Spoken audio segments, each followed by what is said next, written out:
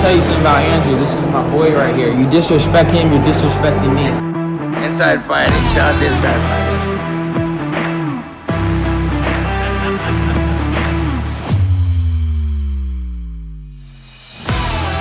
We are back. It's the Fight Season Podcast. It's me, Jesse Rowe, with Inside Fighting, joined by our head writer, the man from Brazil, Timothy James, a.k.a. Timmy Shoes, MMA on X, on Ecstasy. Timmy, what's up, man? How you doing?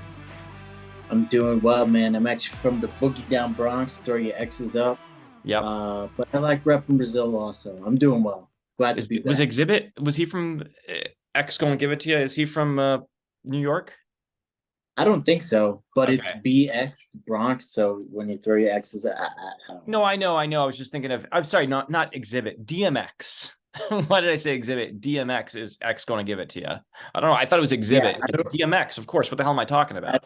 I don't think he's from the Bronx, but Okay, yeah. Either way, it's something we do. Exhibit just does like house tours now and stuff. So, yeah. So, I mean, shit. Speaking of New York, let's just get right into it here. Dana White went on Instagram Live yesterday. When you're seeing this, it'll be 2 days ago. Makes some huge fight announcements. To the New York card specifically. This is a fight you and I had talked about in previous episodes, and we speculated that if this happens, it would just be absolutely fucking crazy if this actually happened. But on top of John Jones versus Stipe Miocic at UFC 295 in Madison Square Garden, New York City, they have added the return of Jiri Prochazka versus Alex Pereira. And it's fucking crazy. I'm so excited for that fight. This was like almost like fantasy matchmaking in a way for the fans. This fight is crazy. The press conference is going to be weird, but the fight's going to be amazing. The fight might be even weirder. I mean, oh God, it's so electric on paper. It's so good on paper, and I'm getting so hyped about this fight that I'm a little worried that the expectations are going to be too high. And, one of them's going to, like Alex Pereira has been working with Glover Teixeira. He's just going to bust out the wrestling just to throw everybody off. And we're not going to get that spectacular knockout that we all expect. Yeah.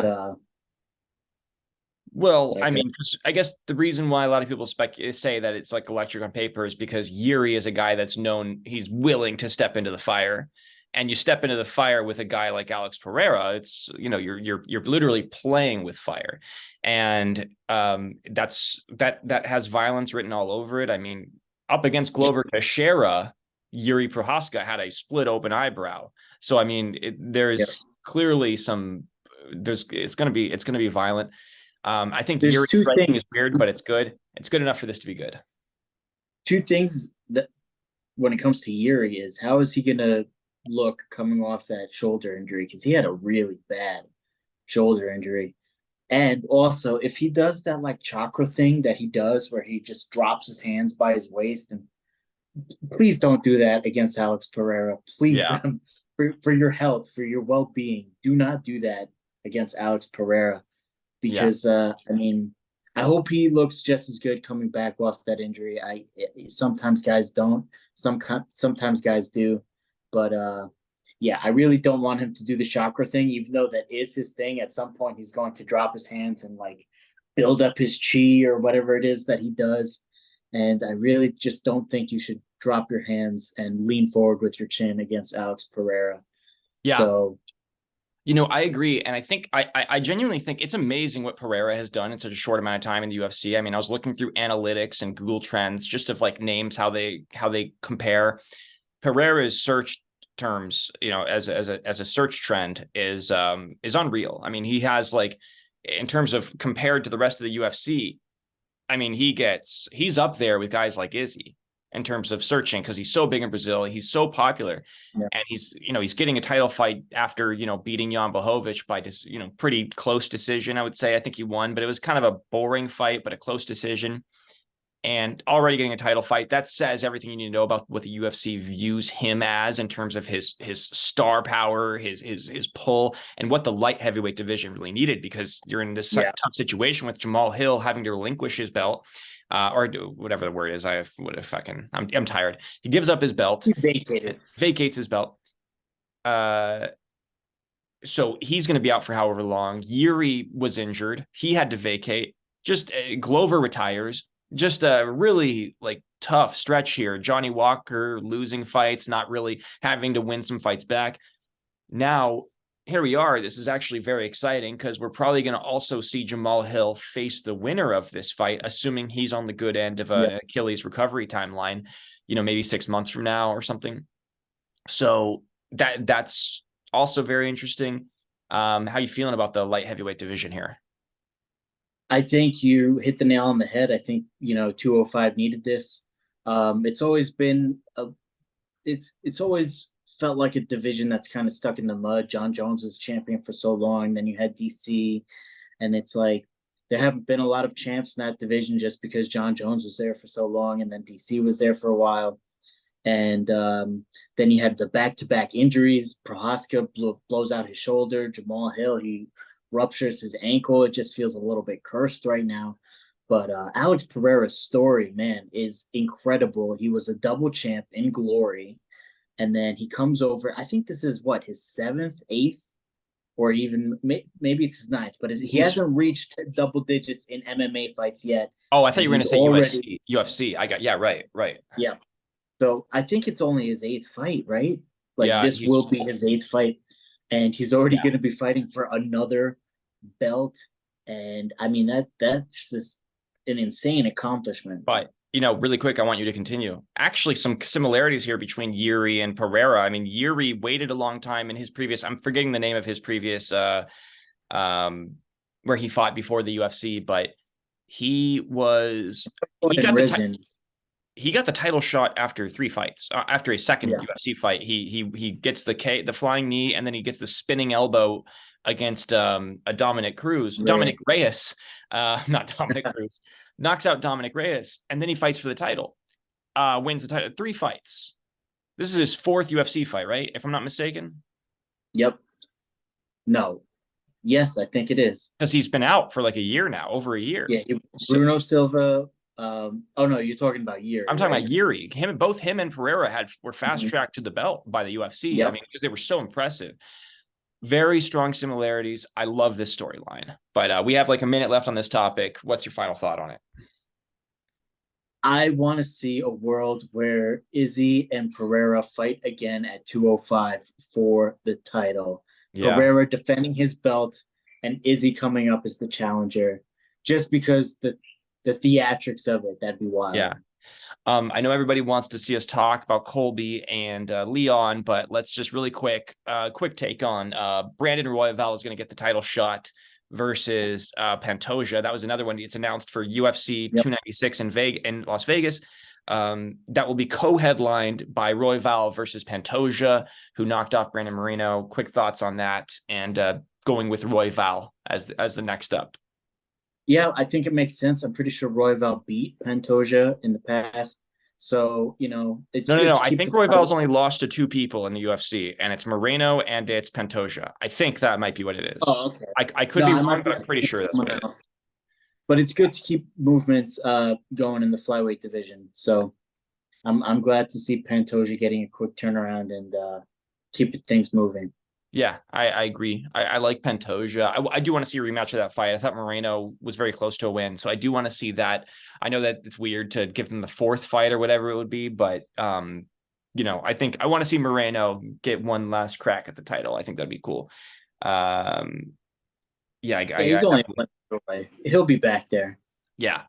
So the main event of UFC 296 was announced. This is a fight we knew was going to happen for a while, but was kind of put on ice for various reasons. But it's official that the return of Colby Chaos Covington is coming to the main stage, fighting for the welterweight title against Leon Edwards, Las Vegas, UFC 296.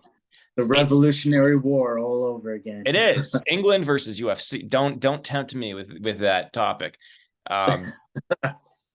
It's for those who don't know, Jesse Rowe, our editor-in-chief, is a big history buff. Big into American history. You mentioned the Revolutionary War. I'm a big fan of that era. But Colby obviously raises some people's frustrations that he gets a title shot after losing to Kamaru Usman twice, and that he's next up in line when there are people like Bilal Muhammad, when there are people like, geez, I don't know, God, who else could be up for this? Bilal Muhammad's the only guy in the that's the biggest name. Actually fought most recently, which was all the way back in May, if I'm not mistaken. He beat Gilbert Burns in Miami pretty handily. That was supposed to be like technically like a title eliminator. It was sort of like an unofficial title eliminator. Even like Dana White kind of acknowledged it, that they were sort of promised that a title shot, but it was like, dude, Bilal Muhammad, like, I'm sorry to the Bilal purists out there, but he's going to have to wait a while. He either has to take a risk and take a fight, or wait a while, because he's not going to fight again for like another 6 months, probably, if he waits for the title shot at the very least. Right. So, Colby makes all the sense in the world. It's rough out here for the Bilal Muhammads of the world. Yeah. Because money talks. This is a business. Colby, he gets people interested. He's got his fans, and then he's got the people who hate him, the people who want to see him get knocked out. I knew this fight was going to happen. It's funny if we're going to get to see the meme come to life, because someone posted this, that Sean O'Malley, Sean Strickland, and Colby Covington, all with the belts. It was a meme. It's like, nobody thought this was going to happen. We're 2/3 of the way there. And the guy everyone thought was most likely to win the belt of those three was Colby Covington. Right. So it'd be funny if he gets knocked out early or something like that. Just completely unexpected.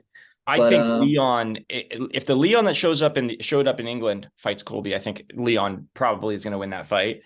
If the Leon that shows up in Salt Lake City, I know that he got the knockout over Kamaru, but he was getting, taken down the whole fight. That's going to be a very long night for Leon.